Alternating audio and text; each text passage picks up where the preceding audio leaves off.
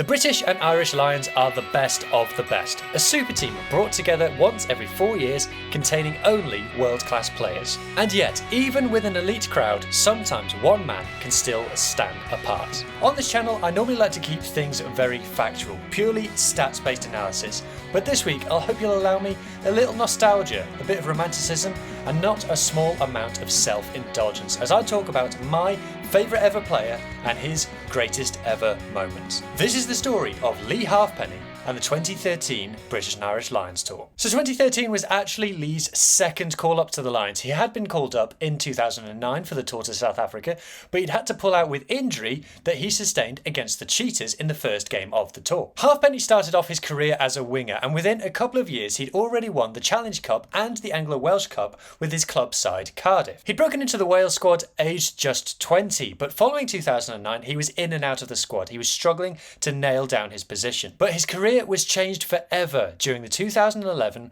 Rugby World Cup, when Wales head coach Warren Gatland and his assistant Rob Howley moved Halfpenny from the wing to fullback. Almost immediately, he established himself as the best fullback in the Northern Hemisphere. When the 2013 Lions tour came around, Halfpenny was in white-hot form. He just won back-to-back Six Nations titles with Wales, where he had been the top point scorer overall in the tournament in both occasions. In fact, in 2013, he was named overall player of the Six Nations. Halfpenny had many attributes that made him an elite-level rugby player. Now, the first was his pace. The reason that Halfpenny had broken into the Wales squad at such a young age was that he had the gas necessary to play wing at test level. Now, he was never a prolific try scorer, but his speed meant that he always had the pace to beat people and take an opportunity when it was presented to him. His next best attribute was his professionalism. When Warren Gatland was asked who the best Welsh player that he had ever coached was, the first name that he said was Leigh Halfpenny, citing him as the most professional player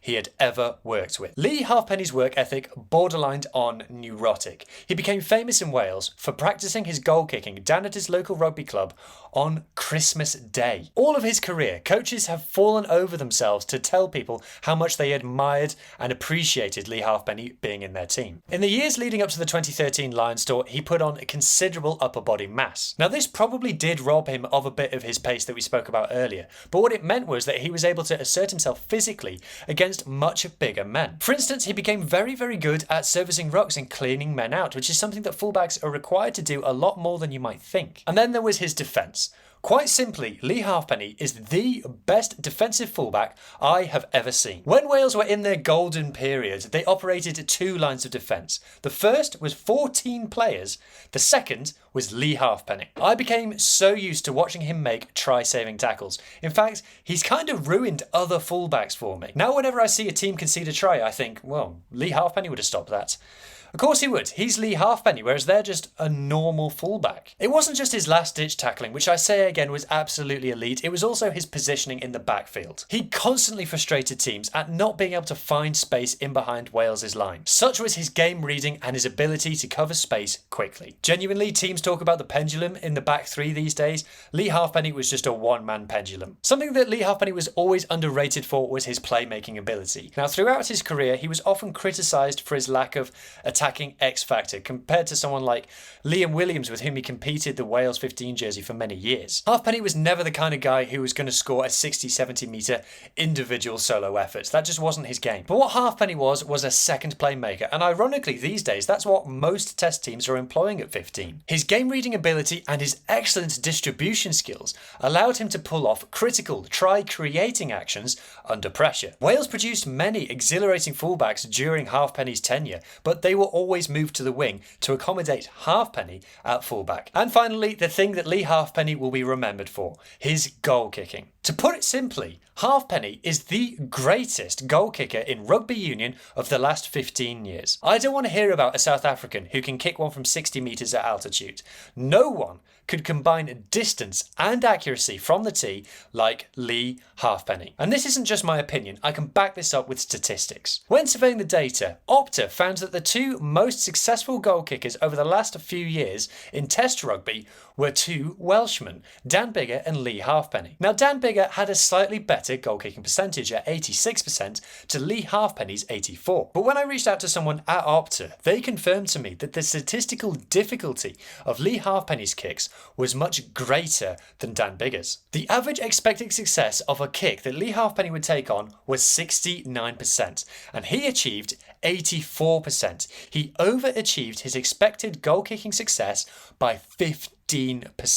And it's crazy to think that up until 2012, Halfpenny wasn't even Wales's main goal kicker.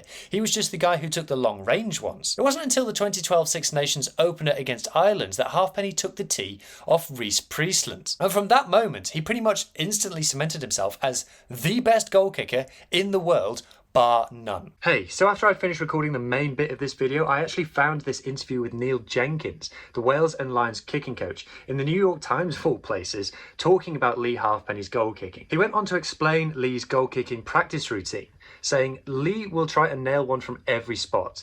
He'll move on when he's happy. He works his socks off, and I think it shows in the way he goes about things on a Saturday. Not just with his goal kicking, he works extremely hard in his game. His aerial stuff, his punting, even his drop goals.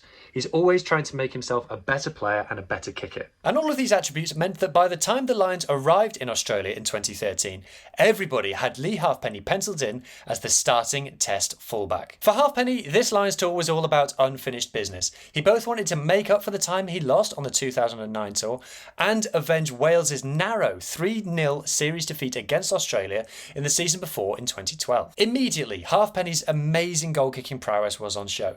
In his first appearance of the tour against the Western Force, he nailed 11 out of 11 kicks at goal. Now, I have never seen that repeated before or since. I've seen people like Damien McKenzie and, to be fair, Jack Crowley get reasonably close, but no one's kicked that many goals in a single game without missing a single one. Not that I've seen. After the game, Halfpenny confessed that it was probably the best he's ever kicked in his career. His second appearance of the tour came as a second half substitute against the combined country. He nailed just 3 out of 4 kicks in this game, so he was slacking a little bit, but he made up for it by scoring his first try of the tour as well. And the points continued to pile up when he started his third game of the tour against the Waratahs. Not only did he land 8 out of 8 shots at goal, but he scored 2 tries. This resulted in him taking home a personal tally of 30 points from a single game. By now there was no question. Halfpenny was going to start the first test for the Lions against Australia. That first test turned into a very close game. Australia were much stronger back in 2013 than they are now. In fact, at the time, they were reigning Tri-Nations champions. And thanks to a technicality, I guess they kind of still are. The Lions eventually won the game thanks to Curtly Beale slipping whilst attempting an overtime penalty. Halfpenny himself contributed 13 points, landing 5 out of 6 kicks. On that shot that Leigh missed, Neil Jenkins actually explains that. He said, "I felt the one that Halfpenny missed on Saturday. His foot moved just a little bit closer to the ball and the ground pushed to the tee and he pushed off to the right." In their match review, The Guardian called Halfpenny the difference between the two teams. He also made a superb cover tackle on the aforementioned Curtly Beale and performed strongly in the air up against Israel Folau, who of course was a much bigger player and famous for his aerial ability. I also managed to find this interview with Warren Gatland after that first test in Brisbane. He said that apart from Leigh's goal kicking, I thought some of his lines of running and his positional play defensively and kicking out of hands, I think he is playing at the top of his game. I thought again today he was very, very good. But with one victory in the bag, the second test turned into a much tougher evening for the Lions. Halfpenny's boot was their only source of points in the whole game as they scored 0 tries. And like the first test, this game came down to an overtime kick as Halfpenny was asked to line one up from a frankly outrageous distance. The kick fell short. After the game, the consensus was that he should never have been asked to take that kick on in the first place, and no one blamed him for missing it. 99% of other goal kickers wouldn't have even tried it, but Leigh took it on. And when he missed, he was inconsolable. Offers was literally sort of like almost in tears. He was like beating himself up. He missed the kick. It was like, Leigh, like 70 metres out, mate. But the bloke was so gutted. It was like everyone in the squad's like kind of like, mate, you didn't lose us the game. No. Leigh was notorious for his pre-game nerves and beating himself up over missed kicks. He was distraught for days. He felt he had let his team down, and the final test wouldn't just be deciding who won the series. It would be Leigh's shot at redemption. And oh my goodness, what a redemption it was. Halfpenny was majestic, producing his best performance of the year so far as the Lions crushed Australia 41 points to 16. All of Leigh's attributes that we listed at the start of this video were on show. Not only did he nail 8 out of 9 shots at goal, but he also set up 2 tries with searing counter-attacks. Wales Online called him majestic. The Telegraph said he was dazzling and awarded him 10 out of 10 in their player ratings. The Wallabies simply couldn't cope with him. On the stroke of full time, he was named Lions Player of the Series with unanimous backing. The Guardian praised Leigh's resilience, having come back from the miss a week before, and said that the Lions owed him a huge debt of gratitude. Leigh's resilience is something that Neil Jenkins spoke about in this interview. He referenced a game against Scotland in the Six Nations where Halfpenny missed 3 shots at goal in a row, but then rallied to nail his next 8 and see Wales to a 28 points to 18 victory. Leigh is a naturally humble guy. After the tour, when interviewed, he said, "You never assume or take it for granted. You want to do the jersey proud and do it justice." As a kid growing up, dreaming about playing for Wales and the Lions, to have been given that opportunity, I'm hugely grateful. After the match, he excused himself from the champagne with his teammates as he went to spend time with his friends and family, who had made the long trip over from Wales to watch him lift the crown. Later that year, Leigh came runner-up in the Sports Personality of the Year award and was nominated for World Player of the Year. And he was absolutely robbed by not being given that award.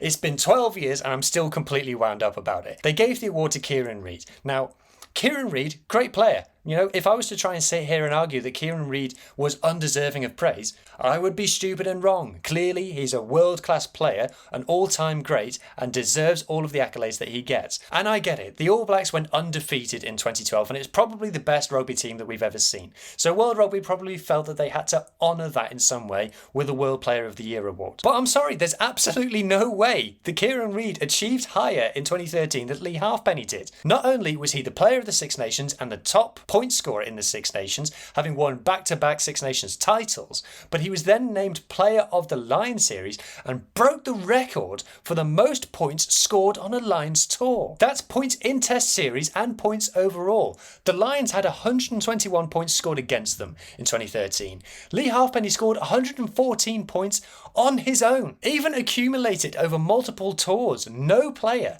has scored more points for the Lions in the 21st century than Leigh Halfpenny scored on that one tour. And fair enough, Kieran Reid was playing well for the All Blacks. Leigh Halfpenny was doing this for Wales. There is nothing that Leigh could have done to perform better in 2013. I cannot believe that World Rugby robbed him of the World Player of the Year award, and I will never, ever, ever let it go. The 2013 tour remained the high point of Leigh's career. He was called up in 2017 to tour New Zealand, but by then he'd lost his place to Liam Williams, and he only featured in 1 test on that tour. His career was set back badly by not 1 but 2 horrific knee injuries, one in a World Cup warm-up in 2015 and one in a friendly against Canada in 2021. These injuries robbed Leigh of 2 of his best years and probably took away a fair bit of his pace as well. In 2014, he left Cardiff to join the Galactico side of Toulon, winning the Champions Cup with them at his first attempt and taking them to a top 14 final in 2016. Ironically, it was the Lions that brought his Toulon career to an end as they were unhappy that he got called up for the 2017 tour and withdrew his contract. He then moved to then Pro 12 champions the Scarlets and helps them to another league final and a Champions Cup semi-final, the only semi-final for a Welsh team in the last 15 years. He's since had stints for the Crusaders in Super Rugby and for Harlequins in the Premiership and is now rumoured to be joining Bezier in the Pro D2. Meanwhile, he's taken up a post as a kicking coach for the Wales senior men's team, having previously performed that role for the under-20s. He retired from Test Rugby 3rd on the all-time point scorers list for Wales. He finished with 101 caps and 3 Lions tours. I'm not sure I could explain why Leigh is my favourite rugby player of all time. I guess he just broke onto the scene around when I started watching rugby in about 2008-ish. And he was a new player scoring tries. He was exciting to watch and he just kind of felt like my guy, my player that I could follow, who nobody else around me was the one they were talking about. And of course that changed as he ascended from a fringe player in the Wales squad to the very pinnacle of the game, the best player for the British and Irish Lions, and in my opinion, the greatest fullback that Wales has ever produced. The accolades speak for themselves, and if you do get to see this somehow, Leigh, thank you for the memories, and I appreciate everything that you've done for the teams that I support, Wales and the Scarlets. And I know you're a humble guy and you don't like taking credit for things or talking about your achievements, But one day I hope you do get to look back at what you've achieved over the years and you feel a sense of pride, because me and the rest of Wales fans look at you and we feel a sense of pride. And let's be honest, you're pretty much the most handsome man ever to pick up a rugby ball. So I hope everybody enjoyed that video and found it, if nothing else, thought-provoking. If you did, please leave those thoughts in the comment section down below. Subscribe if you haven't already, and I'll see you for the next one. Cheers.